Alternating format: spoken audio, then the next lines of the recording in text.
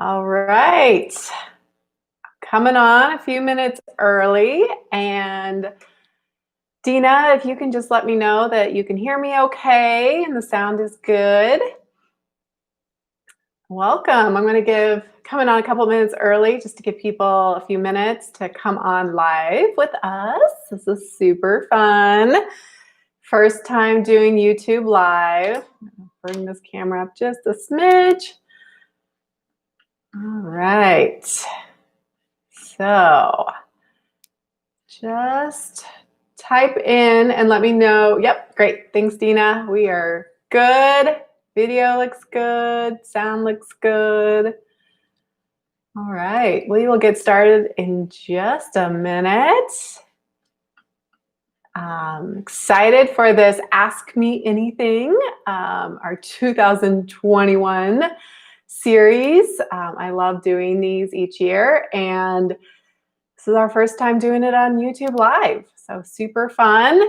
Welcome, welcome. All right, we have people joining on this awesome Tuesday, and we'll just give it another minute, and then we'll get going. And I've had some people submit questions ahead of time, which is great, but if you have a question about starting or growing your packaged food business, then go ahead and just type it right on into the chat. And that is how I will take your questions. And you can always follow up if I have follow-up questions for you. But type right into the chat if you are thinking about starting or growing your packaged food business, then you are in the right place. So I will introduce myself quickly and then we will get rolling. If people joining us while I am talking, go ahead and type your question right into the chat. This is our first of two Ask Me Anything for January 2021. Like I said, I love to do these each year. I think it's a great way to kick off the year as people are excited about starting or growing their packaged food business. And you get it really excited and you launch or you like take the next step and then all of a sudden you get confused, right? Like there's some question that's definitely on your mind that's keeping you stuck. So go ahead and type your question right into the chat or the comments, whatever it looks like to you on your end.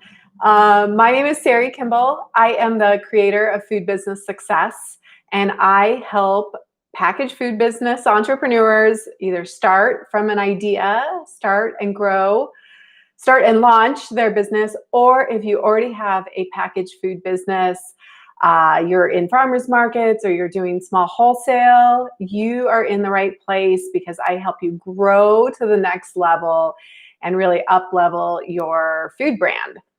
So you are in the world of consumer packaged goods. You might hear the term CPG. That is the industry that you are in if you are thinking about starting a packaged food business. So you might hear me say that. It's great to have people joining us. I would love for you to let me know your question. I know we had some that came in earlier, people who couldn't make it. So let me just start with one of those questions while we get rolling, and then you type in your question and I will answer it live so you can get going, get moving, get farther ahead in your business. All right, so this came from Chris, and he had a question about third-party safety audits.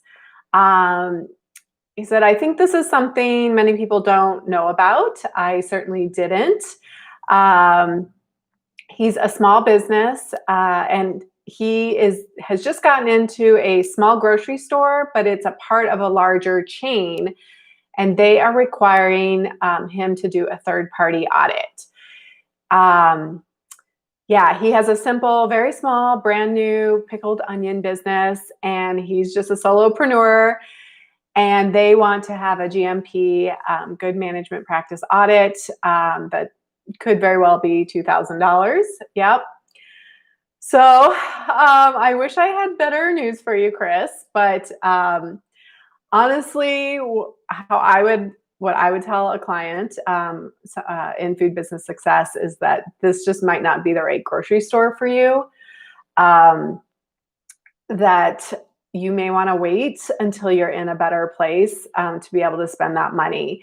Typically, you can work kind of grassroots level and get into independent grocery stores, smaller grocery stores, um, and other marketplaces that are not part of larger chains.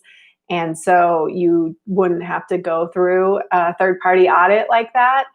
Basically, a third party audit, for people who don't know, is that you're going to need a third party, a certifying agency, to come in and certify it's like your food safety pieces inside your kitchen. So they will audit your process and you inside of your kitchen. So it's typically not required for most small independent grocery stores. So honestly, if you're not in a place yet to be able to invest in that $2,000 audit, and frankly, unless this is just like the opportunity of a lifetime, like maybe you can leverage this and get into that larger grocery store, I would say that the timing probably just isn't right now. That is a lot of money that could definitely be spent, I think, on your packaging, your marketing, your branding, getting you into more grocery stores, and frankly, your promotions. That would be very helpful in really growing awareness for your product. So I wish I had better news for you, Chris, but there really aren't any workarounds for that.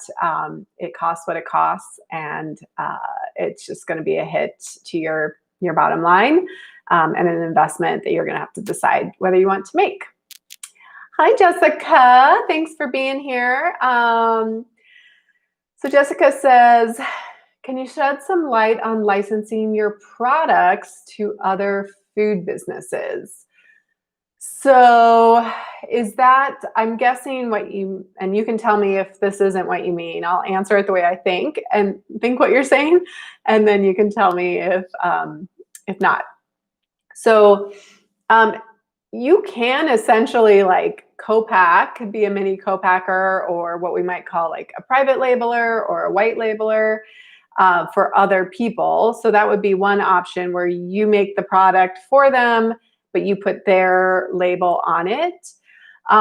Another option, which maybe as I'm talking now, as I'm saying that out loud, I'm guessing maybe what you're thinking is like another brand wants to maybe buy the recipe or buy the name essentially, and kind of leverage your brand.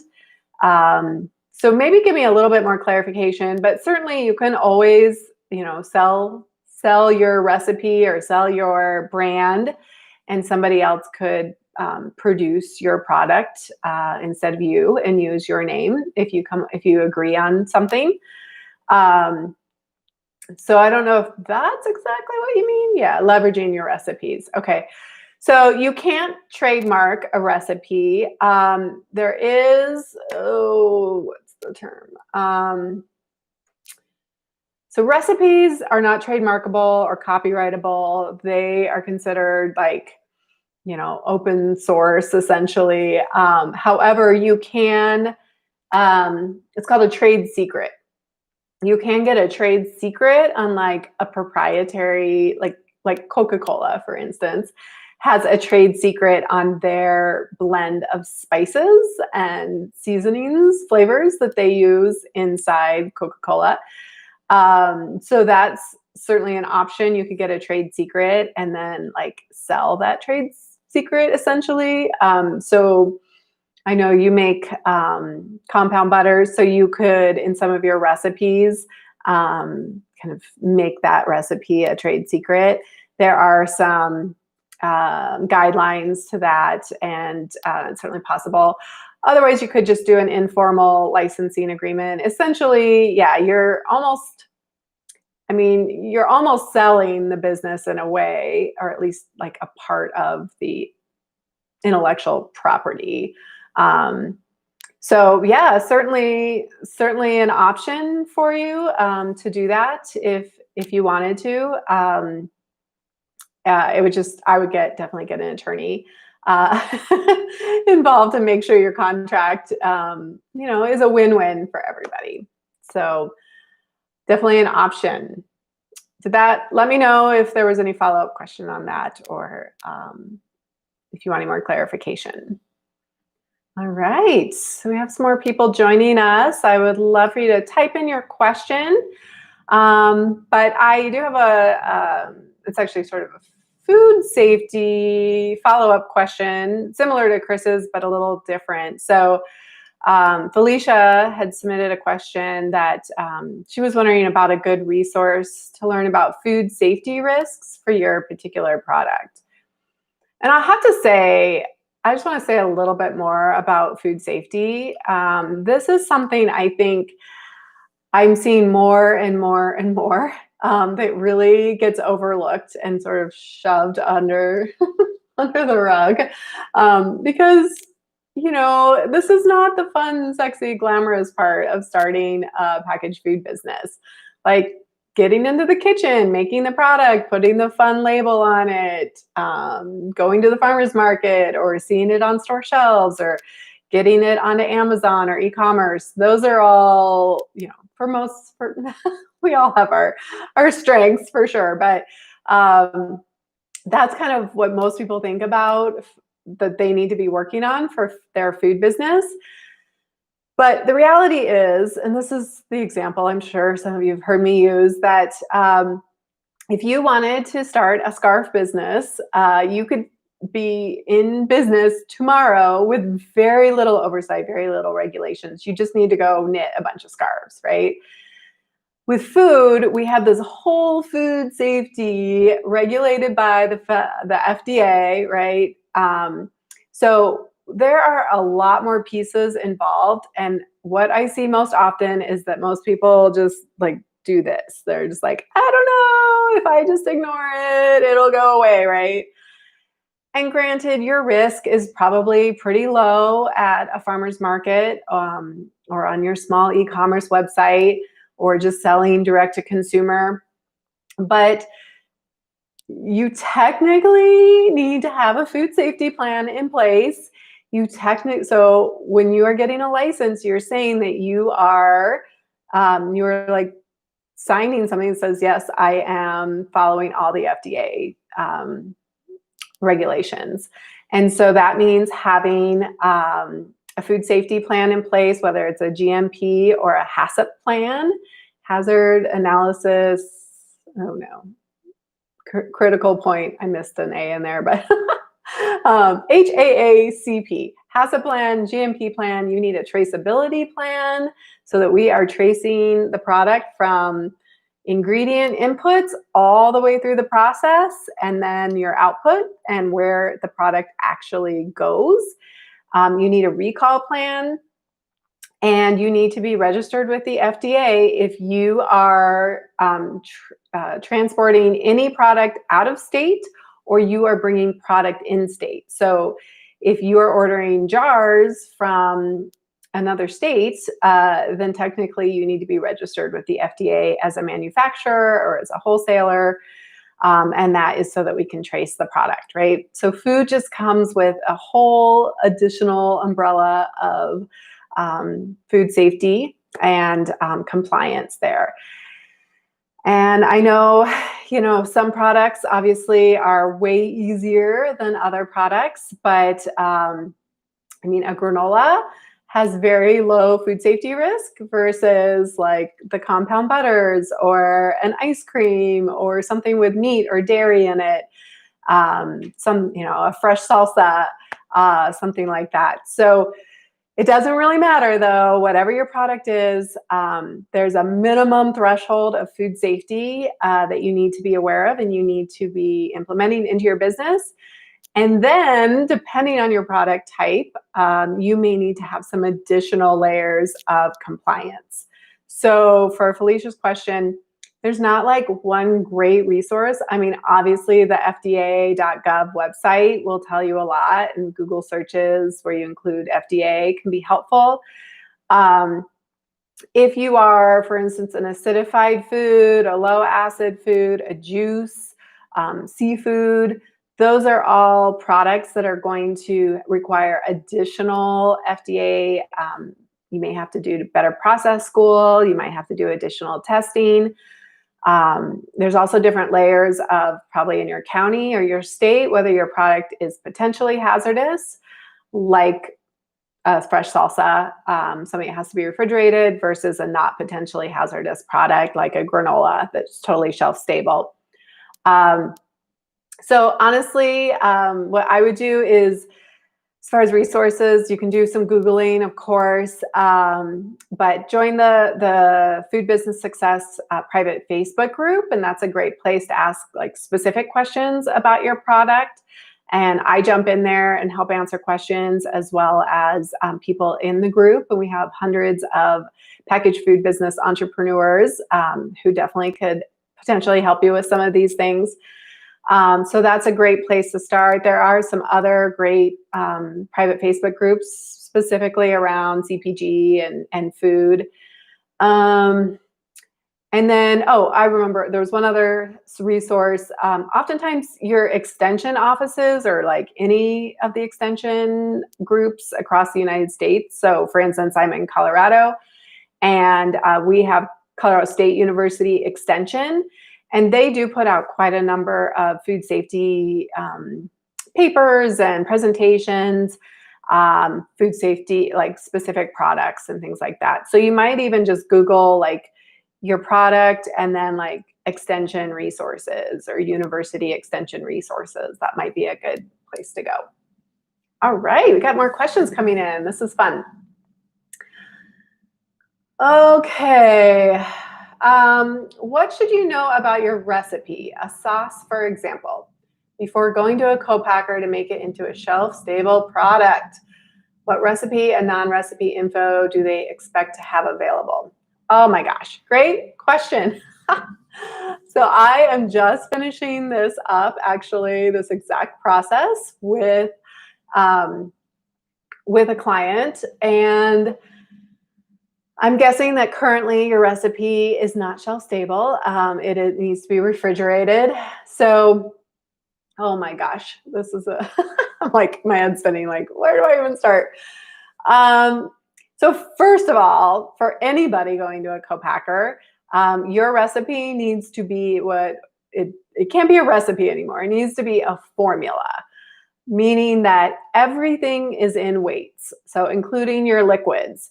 So no more teaspoons, no more tablespoons, no more fluid ounces, like use grams would be my recommendation. Those are going to be the most accurate. And, if you're doing a tiny recipe, right? And like, as an example, I had a client who their recipe called for 3 dashes of cayenne. And so it was like, what's a dash, right? Like, how on earth would you quantify that to a co-packer? So we literally had to like shake out the cayenne until we could even register a gram. So we were like counting like 3 dashes and then another 3 and another 3. So if you have like really lightweight stuff, you might have to like do something like that where you kind of rig it and then work backwards.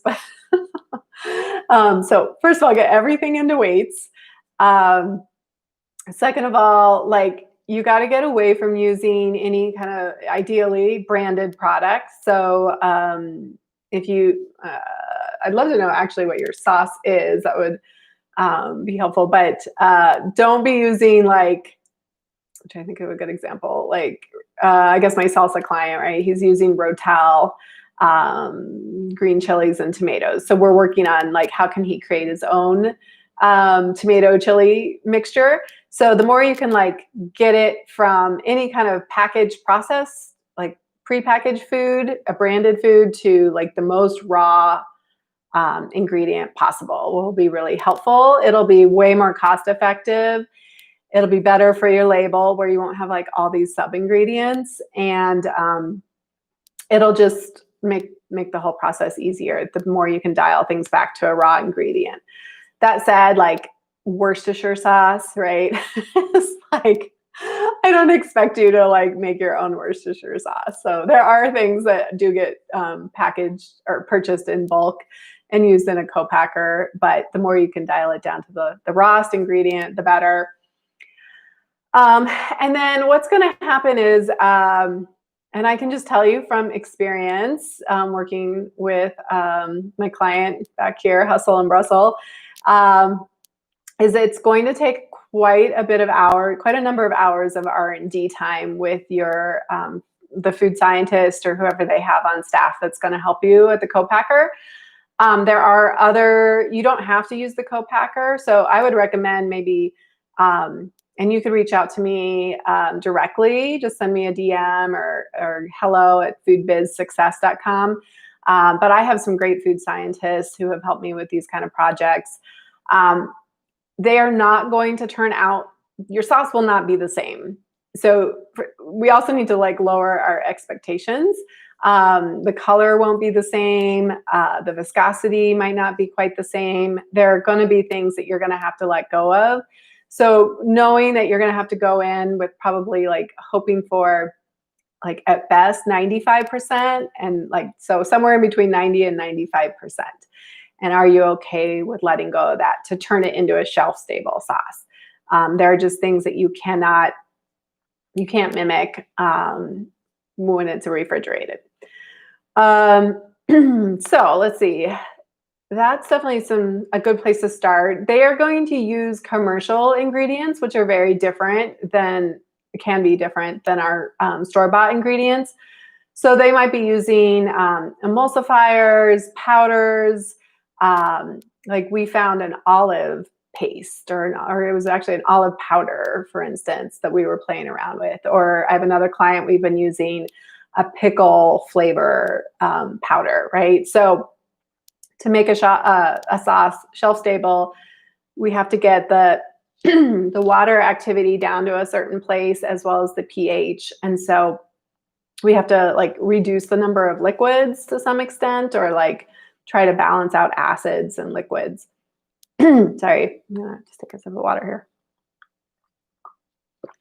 All right, so that's probably a lot, and I could probably keep going on and on, but I'm trying to think. I mean, we have probably spent, I'm guessing, maybe 30 hours, number of tastings, number of rounds. So just be prepared for that and try to understand. Every sauce, of course, is different, and some may not take that long. But the more you can dial it back to base raw ingredients, that'll be super helpful so that they're not having to replicate some proprietary blend is really helpful. Excuse me, I've been talking a lot today.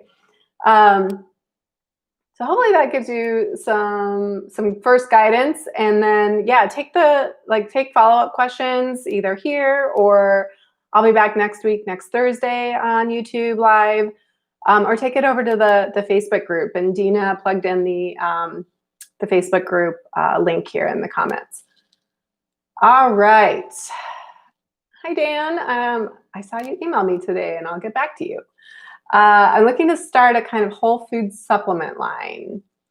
The MVP and most future product ideas are capsules. Okay. So this would fall under the FDA supplement regulations, which are more cumbersome. So anytime we start talking about supplements, it's not in my world necessarily. I'm definitely happy to help with a lot of the pieces of it, and some things are very similar, but you are going to have some different regulation.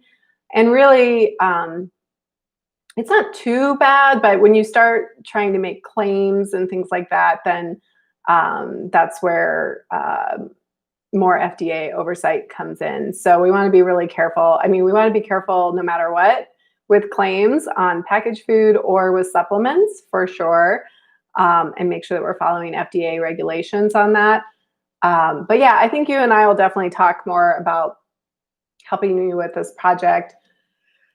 And I can consult in some areas, but I don't do that like FDA submittals. And I do have a great resource who I use on occasion to help me with some supplement pieces if those come up. But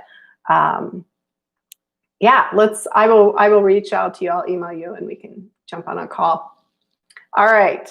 I have another question. All right. You're welcome, Dan. All right. As a solopreneur, food business owner, do you have a reference for strengths finding? Limited funds, want to see best where to spend on talent and hiring to fill the gaps in my strengths. Yeah, great question, Jessica. And I did there is a program called DISC, DISC, and that's a great one for strengths finders. And then there's also Jim Collins as well. But those aren't necessarily like for CPG, but I think it would give you good insight into kind of your general strengths as a human and like how you interact with people. I mean, the reality is that we can break a business down into some pretty basic categories, right? Production, sales, and marketing. Those are probably your main three. And then within that, we're going to have some subcategories. Obviously, social media is one. Your website, doing sales into grocery store, if you're doing Amazon or something, or e-commerce or other marketplaces, somebody who's kind of handling that. I guess production and shipping, right? So getting the product to the customer, as well as then the manufacturing. So typically people know kind of where their strengths lie in those categories. And if you don't know, you'll probably find out fairly quickly. So I guess I would just look at it like, where do you most enjoy spending your time? What sort of energizes you? And I bet if you made a list, I mean, I'm a big fan of like tracking your time, like even for a few days, like writing down how you're spending your time. And then also maybe make a note of like what feels really fun and energizing. And then what are those tasks that you're like dreading? You're like, oh, one more social media post, right? And maybe there's something you really like in there. Like maybe you love making the recipes and doing the photography, but you don't want to do the actual posting and monitoring and ads or things like that, right? So I guess I would just kind of, as a solopreneur, we will wear all the hats, of course. We have to wear, when we start, we're typically wearing all the hats, and I get it. I'm a solopreneur for the most part. Just recently brought on Dina, who's on here, who's helping me in my business. But that took 5 years before I could bring in somebody. So I totally get it. You're like your own bookkeeper, you're a social media expert, your content, the website, the shipping, you wear all the hats. And so I get it. It's a lot, but I guess I would just say, I do really think that the sooner you can be doing high value pieces in your business, the better. And so I have never regretted investing in help. It has always made me better and always given me more, as long as you're intentional about it. So as soon as you feel like you have even just a little bit, where hiring somebody to help you with social media does not need to cost a fortune, right? And there are ways to do it where maybe you just hire somebody for 5 hours a week, right? And if you could pay them, like maybe it's just a college student, right? who you can train or something like that, somebody who can do it, on the side. Let's say you're paying them $20 an hour or $15 an hour, or whatever it is. Like if you can free up some time in your business to be doing a higher level activity, like getting your product into stores where you're making more than $20 an hour, that's always a win. And sometimes you're going to have that dip. Most of the time, you're probably going to have that dip where you're paying out more than what's coming in. But if you can turn that around, maybe in like 3 weeks to a month, where then you can see benefit on freeing up your time and being able to focus on some higher level, more income driven activities, then it's going to be well worth it. So that's always my recommendation. A lot of times people will shed social media, bookkeeping. Sales usually comes later. I say that you really need to be in it for at least the first year, probably the first 3 years of doing your own sales. It's really hard to pass off sales to somebody else. And I personally think that when you're just starting out, there is no better salesperson for your product than you. And that might mean we're going to have to get over some fears. And that's something I definitely help people understand the script and how to follow up and how to be more confident. Because I know a lot of people get really scared approaching buyers. Totally natural, totally normal. But I personally believe strongly that you should be your own salesperson for quite a while before you pass that off to a sales team, inside or outside, or a broker team, something like that. But I have no problem, social media, bookkeeping, and even production is a great area that you can pass some of those things off. All right. How difficult is it to make energy bars through co-packers? Well, it's not difficult at all. It can take a little while, and really the trade-off. So there's a couple trade-offs, and actually I just put out, like at the end of December, mid-December, I put out a new YouTube video all about co-packers and things that you need to know. So definitely would recommend checking that out. Because there's some great upsides of working with co-packers and there's some big downsides.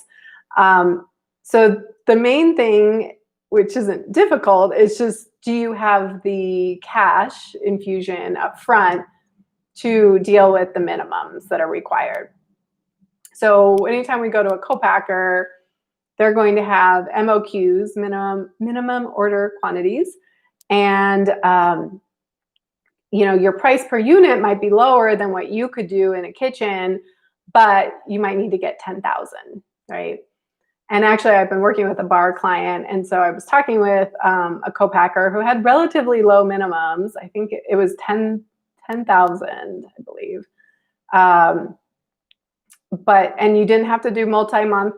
So sometimes co-packers will want you to be like, you're going to commit to 10,000 every month, right? So it was just a one-time, just 10,000 was the minimum.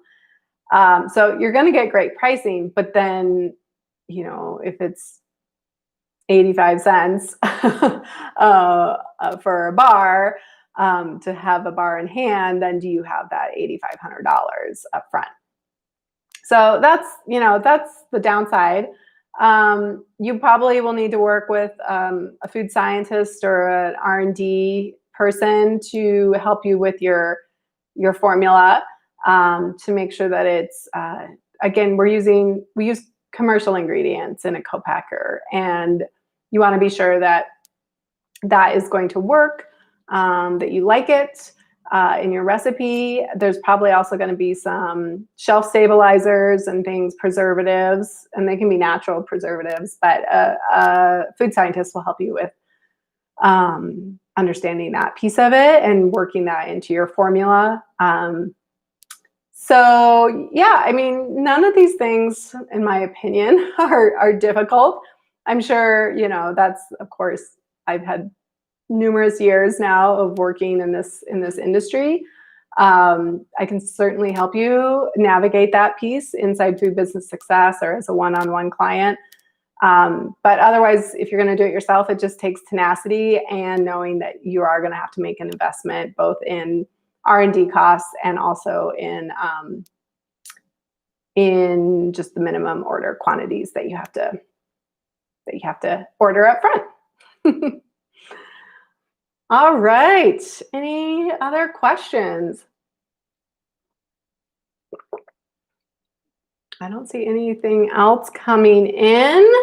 But if you guys have any follow-up questions, go ahead and type them in now. Otherwise, we will wrap it up. I highly recommend, if you haven't already, go ahead and oh, I just saw another question come in. But go over and join the private Facebook group, the Food Business Success Facebook group. The link is in the comments.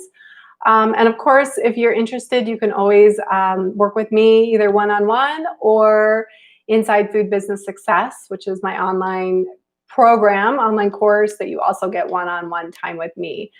And that's at foodbizsuccess.com. All right, Salvador put in, what are the necessary steps going from your original recipe to getting it packaged by a co-packer? Awesome. Well, Salvador, you are in luck because I actually have just answered that whole question. And go check out the YouTube video that I just put out. I think it was December 19th, something like that. It was right around Christmas. I go way into working with co-packers. So rewatch this video because we had 2 questions already about co-packing. So clearly a very popular subject, and that's exciting.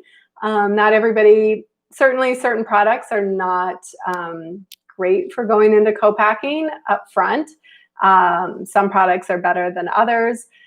And finding a co-packer, depending on your product, can be a little bit challenging. No problem, Salvador. But yeah, you will definitely get the answer to that question for sure on this video and that other one I mentioned. But it can be difficult. Like, if it's a sauce, it's probably pretty easy to find a co-packer. If it's a specialty food, something that has a different kind of packaging, you're going to have a little bit more of a challenge finding the right co-packer. And thanks, Dina. She put the link into that other video about co-packing. So you guys can go check that out right from the chat. All right. Well, thank you guys so much. This is so fun to come here and come on and answer your questions. Again, join that Facebook group and go and apply for Food Business Success. And let's see if we would make a good fit and a good team. And let's make your food business real in 2021. All right, have a great day.